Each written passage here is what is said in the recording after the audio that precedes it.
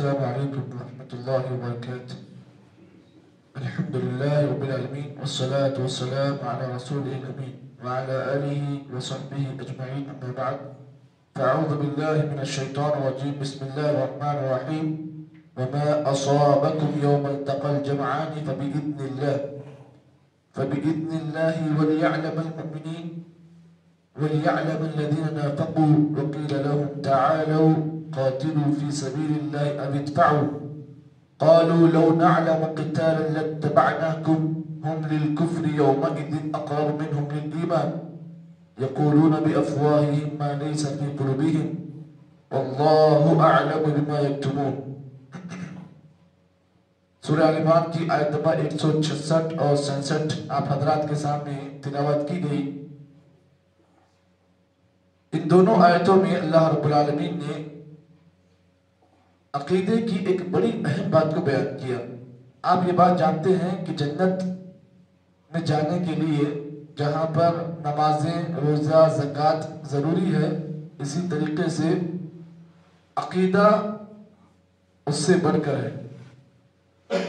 کسی انسان کا اگر عقیدہ صحیح نہ ہو تو اس کا کوئی بھی عمل اللہ تعالیٰ کی نگاہ میں قابل قبول نہیں ہوگا. اسی لیے بعض محدثین نے عقیدے کو اساس العمل کہا ہے، یعنی عمل کی اصل بنیاد بیس انسان کا عقیدہ ہے.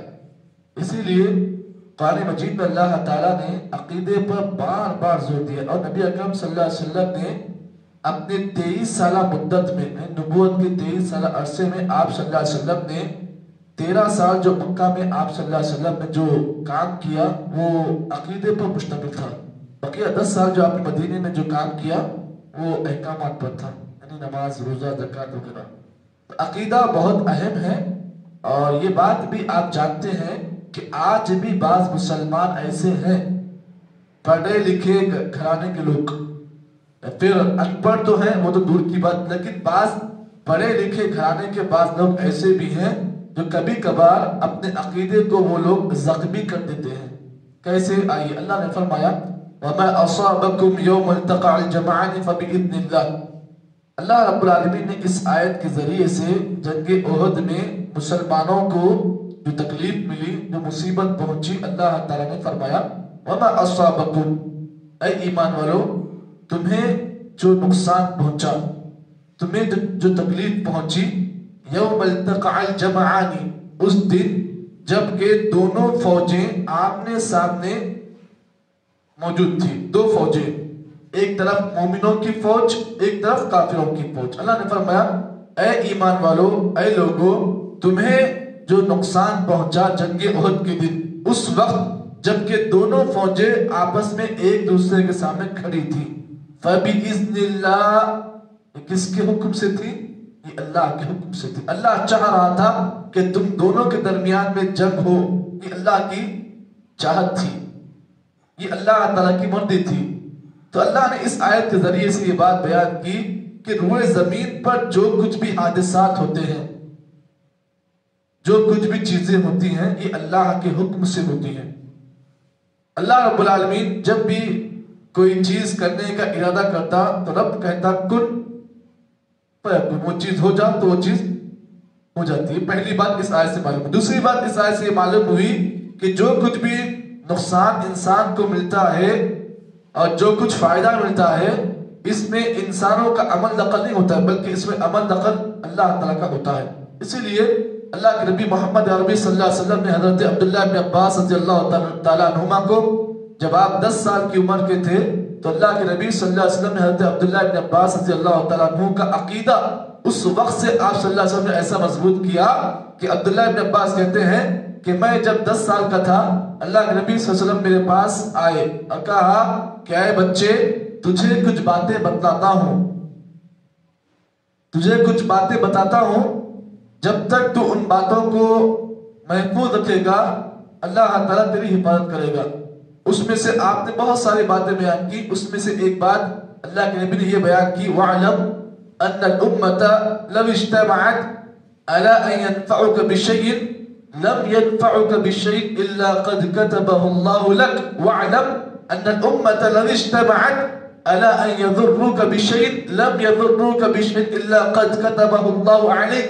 اللہ کے نبی نے حضرت عبداللہ ابن عباس سے کہا کہ اے بچے جان لے، اگر پوری دنیا مل کر، پوری قوم مل کر، پوری جماعت مل کر اگر تجھے نفع دینا چاہیں، فائدہ دینا چاہیں، نہیں دے سکتے اتنا ہی مگر جو اللہ نے تیرے مقدر میں لکھ دیا ہے، تجھے اتنا ہی نفع ملے گا.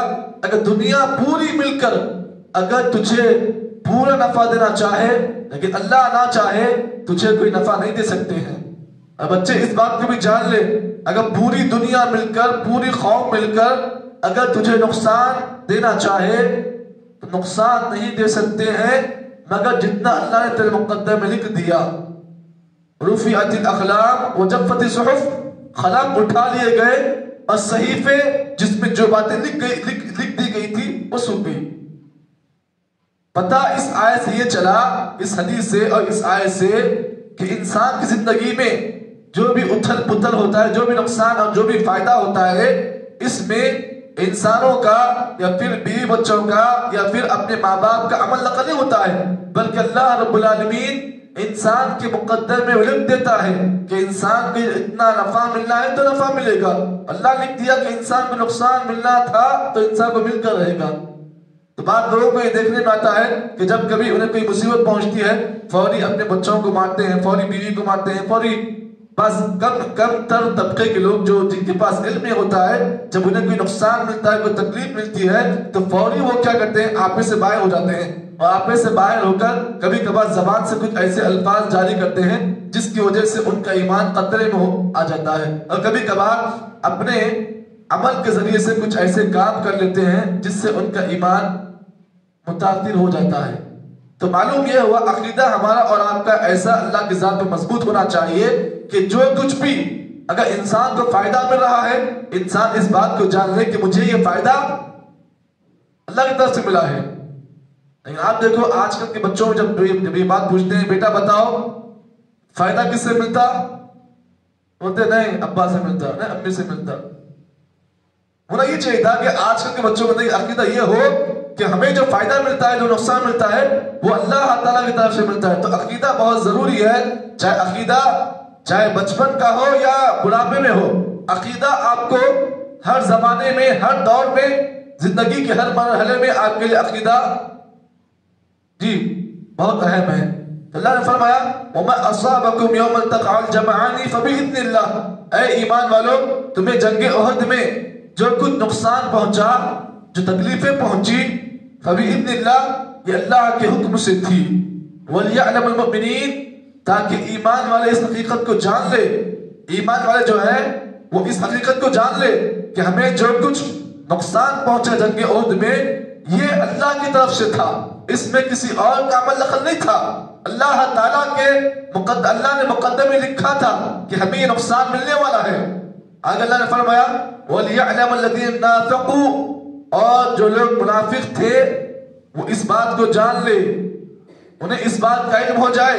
وَقِيلَ لَهُمْ تَعَالَوْا قَاتِلُوا فِي سَبِيلِ اللَّهِ أَوِ ادْفَعُوا، جب ان منافقین سے جو 300 کی تعداد میں جو منافقین جنگ احد میں اللہ کے نبی کے ساتھ میں تھے، جیسے ہی جنگ احد میں مقام احد سے بالکل قریب میں ایک مقام جس کا نام مقام شود تھا، وہاں پر جب یہ منافقوں کا لشکر پہنچا جو 300 کی تعداد میں تھا، 700 کی تعداد میں مسلمان تھے اور 300 کی تعداد میں منافقین تھے.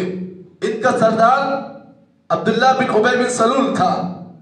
جب یہ لشکر 300 منافقین جب مقام شود کے پاس پہنچے تو یہ لوگوں نے کیا کیا، واپس جانے کا ارادہ کیا، یعنی جنگ نہ کرنے کا ارادہ کیا. ان لوگوں نے کہا کہ ہمیں جنگ سے کوئی مطلب نہیں ہے، ہم واپس چلے جائیں گے اپنے قوم کو.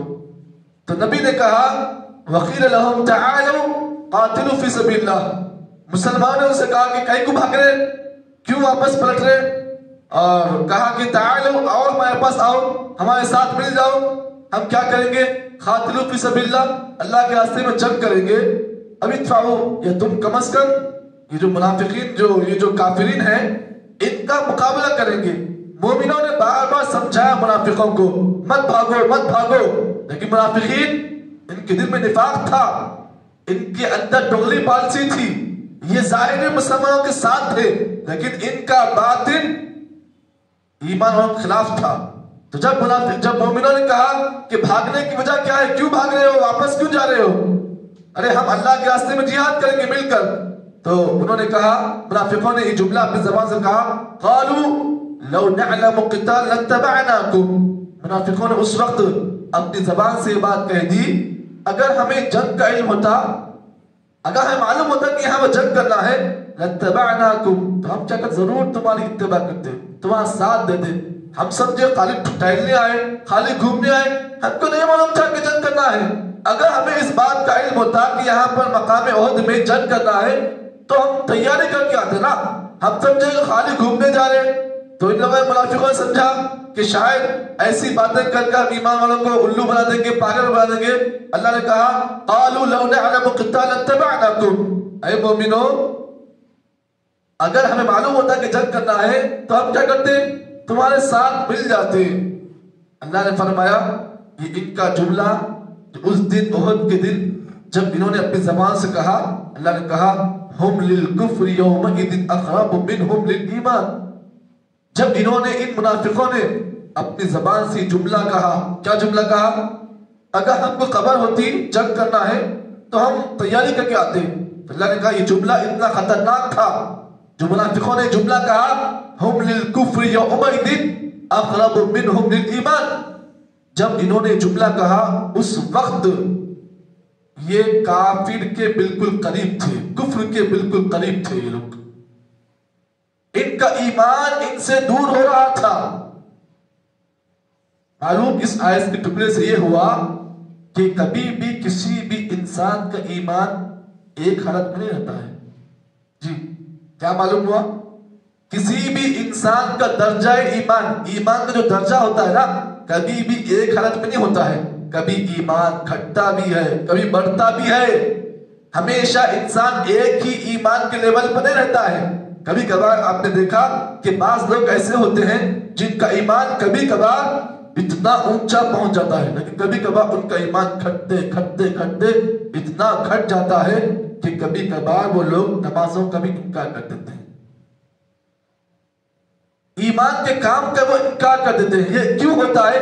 اس لیے کہ جو ایمان کا جو لیول ہوتا ہے نا، جب اونچائی پر ہوتا ہے تو انسان عمل کرنے میں مزہ آتا ہے انسان کو، اور جیسے ہی ایمان کا لیول گھٹتا ہے نا تو انسان کا حال یہ ہوتا ہے کہ کبھی کبھار چھوٹی موٹی نیکیاں کرنے کے لیے بھی وہ پیچھے ہو جاتا ہے.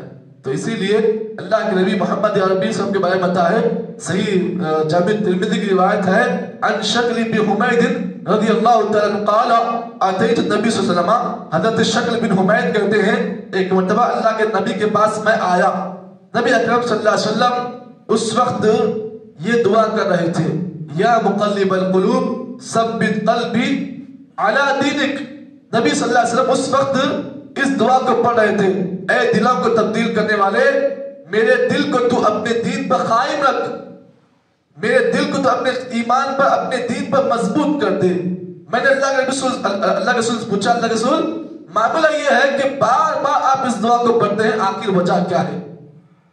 ہم نے دیکھا کہ آپ یہ دعا بار بار پڑھتے ہیں، آخر اس کی وجہ کیا ہے؟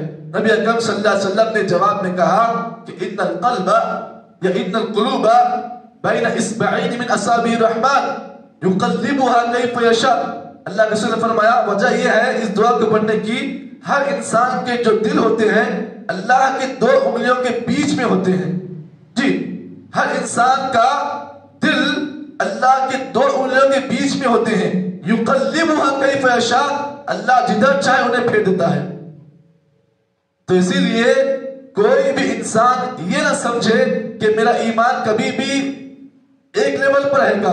کبھی کبھار انسان آہستہ آہستہ کبھی کبھار ایمان کے قریب ہو جاتا ہے اور کبھی کبھار ایمان سے انسان دور بھی ہو جاتا ہے. تو اسی لیے ہمیں اور آپ کو چاہیے زیادہ تر اللہ سے دعا کرے کہ یا مقلب القلوب ثبت قلبی علی دینک، اے دلوں کو پھیرنے والے میرے دل کو تو اپنے دین پر قائم رکھ، مضبوط کر دے. اس دعا کا فائدہ یہ ہوتا ہے کہ آپ کا جو ایمان کا جو لیول ہوتا ہے نا، اگر کبھی کبھی گھٹ جاتا ہے تو اس دعا کی برکت سے کیا ہوتا ہے، ایمان ہمارا پھر سے جی مضبوط ہوتا ہے. جو اللہ کے نبی کی اہم دعا تھی جس کو اللہ کے نبی صلی اللہ علیہ وسلم خود बार बार पढ़ा करते थे।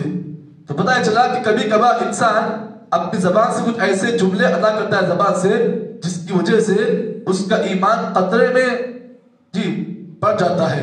उसके बाद अल्लाह ने फरमाया यक़ूलून बिअफ़वाहिहिम मा लैसा फ़ी क़ुलूबिहिम, ऐ नबी कभी भी इन मुनाफिकों के धोखे में नहीं आना कि जबान से कुछ और कहते हैं लेकिन उनके दिल में कुछ और होता है। इसीलिए आज हमारे पास भी कुछ ऐसे लोग हैं जबान से बड़ी बड़ी बातें करते हैं, दिलों में बहुत सारी नफरतें हैं। इसीलिए अल्लाह के नबी ने फरमाया अब लोगों में क़यामत के दिन सबसे नापसंद लोग वो होंगे जो दो चेहरे वाले होंगे। अल्लाह ताला के नज़दीक क़यामत के दिन सबसे नापसंद लोग वो होंगे जो दो चेहरे के होंगे। सहाबा ने कहा रसूल दो चेहरे से मुराद क्या है? नबी ने फरमाया अल्लज़ी याती हाउलाई बिवजहिन व याती हाउलाई बिवजहिन, ये वो लोग हैं जब आपके पास आते हैं तो आपकी बड़ी बड़ी तारीफें करते हैं, आपको ऐसा चाहते हैं कि आप पहाड़ की चोटी में पहुंच जाते हो, आपकी ऐसी तारीफ करते हैं, आपकी ऐसी बड़ाई करते हैं कि आप उनकी तारीफ को सुनकर आप कहां की चले जाते हो। जैसे ही आपसे जरा हट जाते हैं तो फिर बेकार, अरे अब भी तारीफ कर रहा हूं, अब भी बुराई कर रहा हूं। ऐसे लोगों के पास हमारे पास भी ऐसी आदतें हो गई हैं, सामने आपकी तारीफ करते हैं, जैसे ही पीछे हट गए खत्म आपकी बुराई। 5 मिनट आपकी तारीफ, बाकी 5 मिनट में आपकी बुराई। तो ये मुनाफिकों का शेवा था। अल्लाह रब्बुल आलमीन ने फरमाया इसीलिए मुनाफिकीन क़यामत के दिन जो है जहन्नम के निचले दर्जे में होंगे ये लोग। क्यों? इसलिए कि आग की शुरुआत यहीं से होती है, जहन्नम की आग की शुरुआत उसके निचले दर्जे से ज्यादा होती है। तो अल्लाह रब्बुल आलमीन ने फरमाया कि मुनाफिकीन जहन्नम के क़यामत के दिन जहन्नम के बिल्कुल निचले दर्जे में होंगे, इसलिए कि आग सबसे ज्यादा इनको पहुंचे। तो मालूम ये हुआ इस तरीके की हरकतें कर कर बाज़ ईमान वाले समझते हैं कि हम उसको बेवकूफ बना रहे हैं। नहीं, ये आप उसको बेवकूफ नहीं बना रहे, बल्कि आप इन चीजों के जरिए से अपने अंदर मुनाफिकत को पैदा कर रहे हो, सामने तारीफ कर रहे हो, पीछे बुराई कर रहे हो। ये शेवा मोमिन का नहीं होता है, बल्कि शेवा जी मुनाफिक का होता है। अगर अल्लाह ने फरमाया वल्लाहु आलिम बिमा यक्तुमून, अल्लाह ने फरमाया लोगों इस बात को जान लो, तुम समझते हो कि अल्लाह ताला तुम्हारी हरकतों से नावाकिफ है। नहीं, अल्लाह ताला बेहतर जानता है। तुम सीनों में जो दफन करते हो, सीनों में जो तुम छुपाते हो, जो कुछ बातें तुम दबाते हो, अल्लाह ताला हर बातों को तुम्हारे जी जानता है। इसीलिए इंसान को चाहिए कि ये कभी भी हरगिज ना सोचे कि अल्लाह ताला की निगाहें हमसे ओझल। नहीं, अल्लाह ताला आपको हमेशा देखता भी है और उसकी नजर ऐसी है कि आप अपने सीनों में जो दफन करते हो, किसी के खिलाफ कुछ सोचते हो, इरादा करते हो, अल्लाह ताला उस इरादे को जानता है जी। तो मालूम ये हुआ इंसान कभी भी हरगिज ये सोचे कि वो अल्लाह की निगाह से ओझल है। नहीं, बल्कि अल्लाह ताला हर इंसान की हर हरकत को जानता है। अरे हरकत तो दूर की बात, इंसान के सीने में, उसके दिल में किस इंसान के खिलाफ क्या चल रहा है, क्या मंसूबाबंदी है, अल्लाह ताला इसको भी जानता है। तो ये था इन दोनों आयतों का खुलासा जो आप हजरात के सामने पेश किया गया। अल्लाह से हम दुआ करते हैं कि अल्लाह ताला हमें और आपको हमेशा एक रखे, हमेशा नेक रखे, हमेशा दीनी बातों को सुनकर उस पर अमल करने की तौफीक अता फरमाए। सुब्हानल्लाहि बिहम्दिही, सुब्हानकल्लाहुम्मा बिहम्दिक, नशहदु अन ला इलाहा इल्ला अंत, नस्तगफिरुका व नतूबु इलैक।